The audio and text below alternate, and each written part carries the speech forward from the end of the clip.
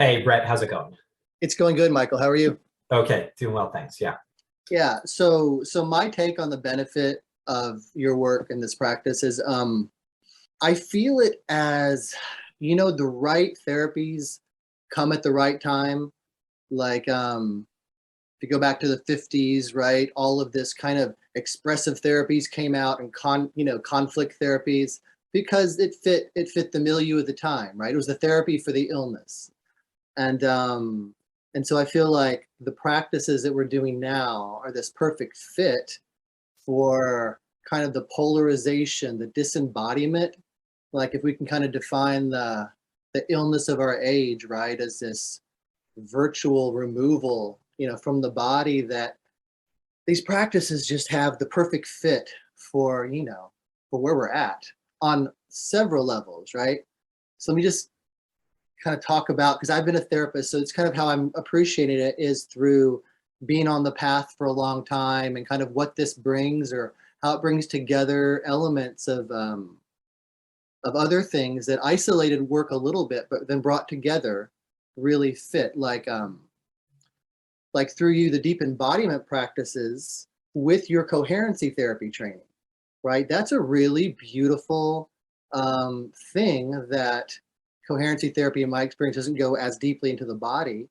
And then the embodiment practices usually don't bring in this kind of inquiry um, a disentangling place where you, because when you're deep in your body, in the past, right, it's really embracing and you're really healing emotional stuff and you're really right, and it's beautifully nurturing, but you're less less confronting things that don't work, right? So because we're in the body so deep, it's just such a prime opportunity to do deep work. And so like I'm able to see the agency, right? To see how a pattern that would seem like it was just an automatic pattern that would happen, that I'd almost be a victim to, when I'm deeply embodying and feeling safe in there, you can just feel from that deeper space how there's a part of me that's creating the pattern because it's avoiding a deeper lack of control or whatever. So these things that would have kind of been insights that couldn't go anywhere before, like, oh, that kind of makes sense. Deeply embodied, it makes sense literally, right? Sense, not Yeah. just in your head, right? Sense. So that's just one level of integration, kind of the mental insight with the deep embodiment. But then it's super loving too, right? Because when we go into the body doing trauma work, it's super compassionate. So it's almost like it brings the best of attachment therapy in, right? Because we're in there. You go into the holding patterns, you're pretty close to what you're holding around, to what, and how the holding pattern is so connected to how we weren't held. I mean, it's just with everybody, right? When we go into it, it's just unavoidably like a relational trauma. And and that's just so vulnerable to get to, but the resource being the central channel, right? So Yeah. different practices have different resources, and I've always struggled from my trauma with resources. Like some people say, well, imagine you're in Tahiti with dolphins, or like that's not going to touch my trauma. I'm not going to feel safe in some imaginary place, given how deeply some of my trauma is. Um, so finding a resource in the body, in this natural organic just up your spine, which is how our nervous system is set up. We're just really tuning to the natural, like our spine is full of homeostatic fibers, right? So really just tuning into the natural homeostasis that's there. So in terms of trauma and destabilization of the nervous system, finding the organic homeostatic space is just right, deeply stabilizing. Um, so from that place, the whole process can unfold. And I think with trauma, it's really hard to get to a safe place. So Yeah. we aren't trying to even to get to a safe place. It's not even, doesn't even the goal. We're just coming to the body. And you go deeply enough in, you come into the deepest place. And that's the miracle, right? Is the deepest place is the safest place. Or from trauma, Yeah. it seems like the deepest place. And so your whole life is lived, with this. Yeah. So it just changes the bottom line in a really profound way. Okay. Um, Oh, great. but so for me, it works for people that are really ready for that level, you know. but also it would work, it's just great if you're just feel like you're a little bit too much in your head and you just want to be in your body more. It's just great for that, just being a little more tuned into your body is a beautiful thing. And so a lot of practices tune into the body, but this is significantly different, right? So my experience of the past is I would do body practices, but from the same state of consciousness I was doing everything else from. I could be aware of my body. I could scan my body. I did mindfulness for 20 years. I was great at it.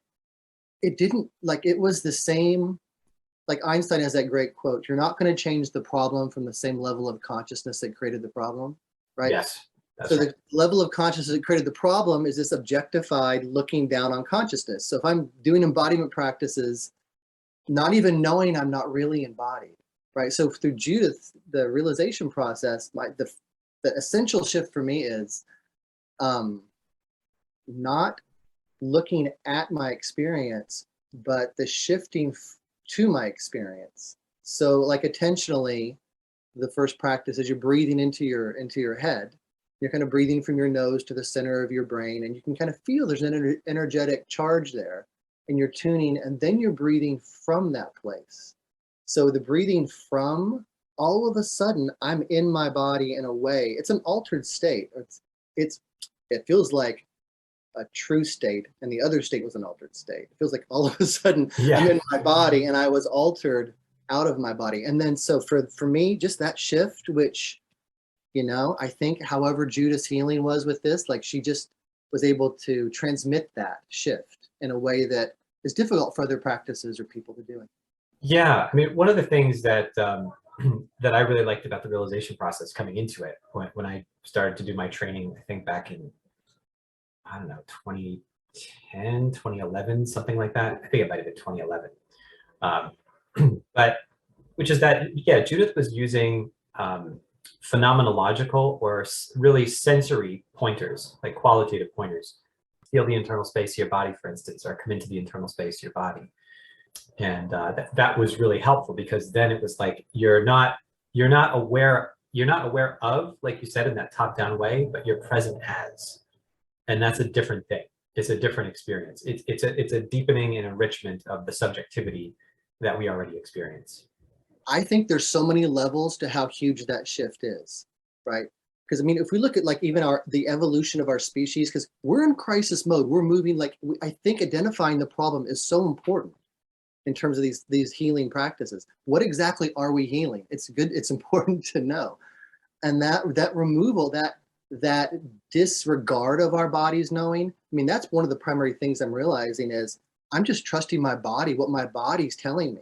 Like it knows so much more than I ever realized. Like, I was talking to this woman the other day, it's attorney, and she was lying to me, and I just knew it. I almost asked her, "Why are you lying to me?"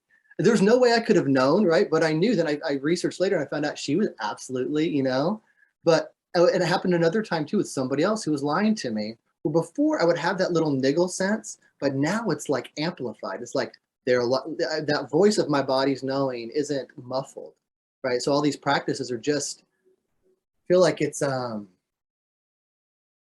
re-enlivening my what should be here already, right? It's just this, so I think in terms of our evolution, it's so essential, right, to trust this body knowing.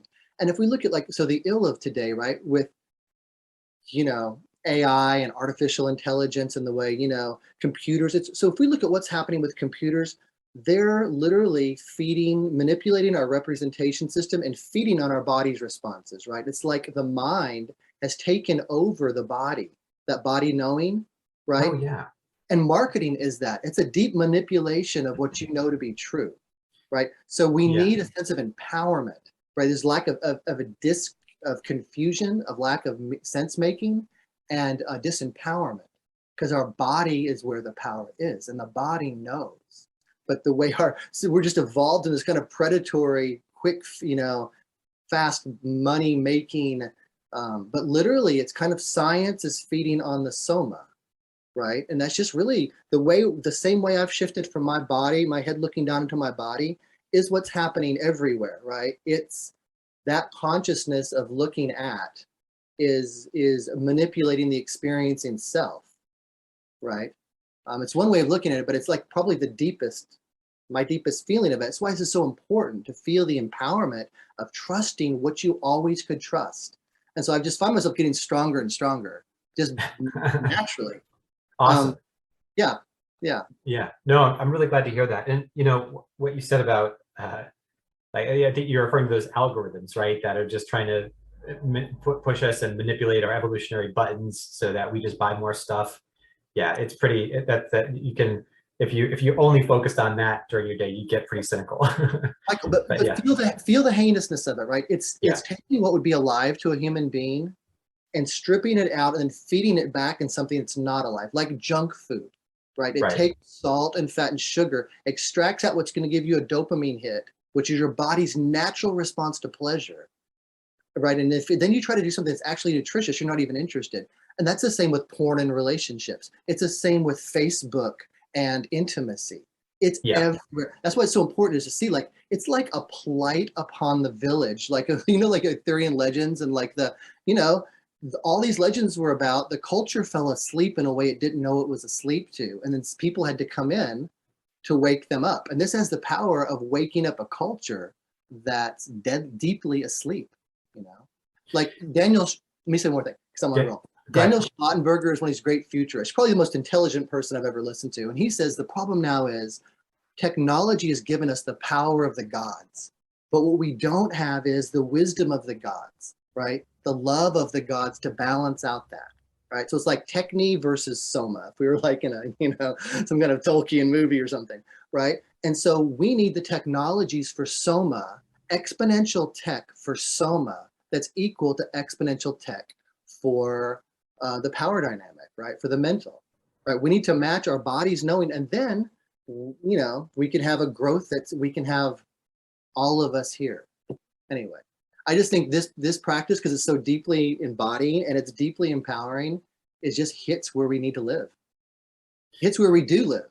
That's I feel. Yeah, Yeah. that's it. Yeah, it's like it hits where we do live because you could say there's already a type of life and a type of consciousness that is unified.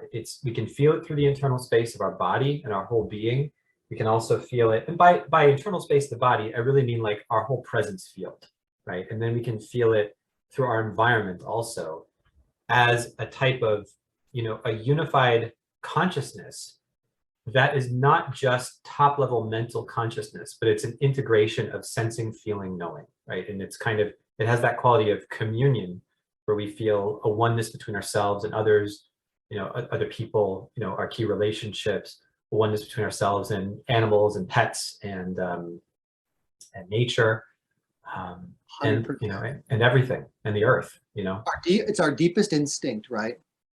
When you say it, what's the it? That experience, that union, that communion, Oh, I think so. separation is like Jung said, like when Nietzsche said God is dead, Jung said that meant our deepest instinct no longer has an object, right? That deepest longing, that deepest sensing no longer had, because before religion held that space and spiritual practices, right? So we could be in communion, right? Just like you're saying.